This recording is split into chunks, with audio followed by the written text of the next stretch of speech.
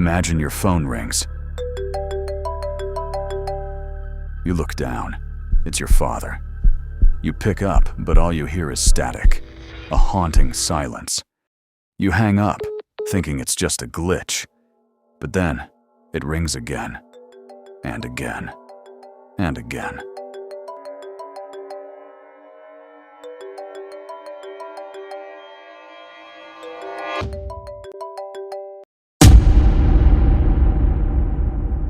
In September 2008, the family of Charles Peck received 35 phone calls from him. There was just one impossible problem. Charles Peck was already dead. He had been killed instantly in one of the most brutal train collisions in American history. 35 calls from the grave. No phone was ever found. And science has no explanation. Today, we open the file on the ghost calls of Metrolink 111. It was a Friday afternoon in Chatsworth, California. Charles Peck, a 49-year-old agent for Delta Airlines, was heading to a job interview that could change his life. He boarded the Metrolink 111 commuter train, heading home to the woman he loved, planning a future that would never happen. At 4:22 p.m., the unthinkable occurred. The Metrolink train, carrying 225 passengers, collided head-on with a Union Pacific freight train at a combined speed of over 80 miles per hour.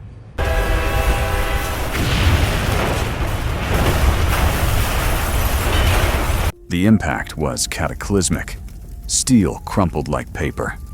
Fire engulfed the wreckage. It was the deadliest accident in the history of the line. As night fell over the twisted graveyard of metal, the rescue teams began a desperate search for survivors. But while they were digging through the debris, something even more chilling was happening miles away, in the homes of Charles's loved ones. As the sun set on that tragic Friday, the rescue operation was in full swing. But while the first responders were fighting through twisted steel, the phone of Andrea Katz, Charles's fiancée, began to ring. Andrea scrambled for her phone, her heart leaping. Was he alive? Had he crawled out? She answered. But there was no voice, just a heavy, rhythmic static. Like the sound of someone breathing in a hollow tunnel.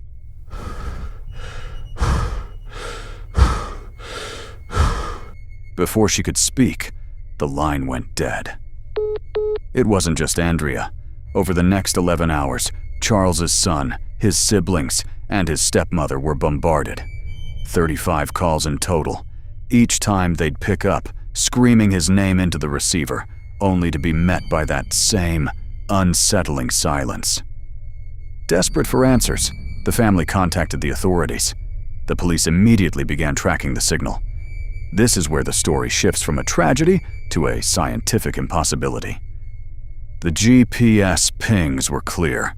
Every single call was coming from the first car of the train, the exact spot where the impact had been the most violent. But there was a problem. A big one. Charles Peck had died the very second the trains collided at 4:22 p.m. His body was a map of catastrophic trauma. Yet, the official cell phone logs from the service provider showed 35 outgoing calls originating from his number, hours after his heart had stopped beating. The most chilling part? When the rescuers finally cleared the last of the debris, they recovered his wallet, his keys, and his clothes. But the phone, the device that had spent all night reaching out to his loved ones, had vanished. It was never found. Not a single piece of plastic or a shattered screen. Some say it was a glitch in the digital grid. Others believe it was Charles's spirit, refusing to leave until his family knew where to find him. As the files on Metrolink 111 were closed, one question remained etched in the shadows. Who or what was making those calls? This is the Unsettled Files.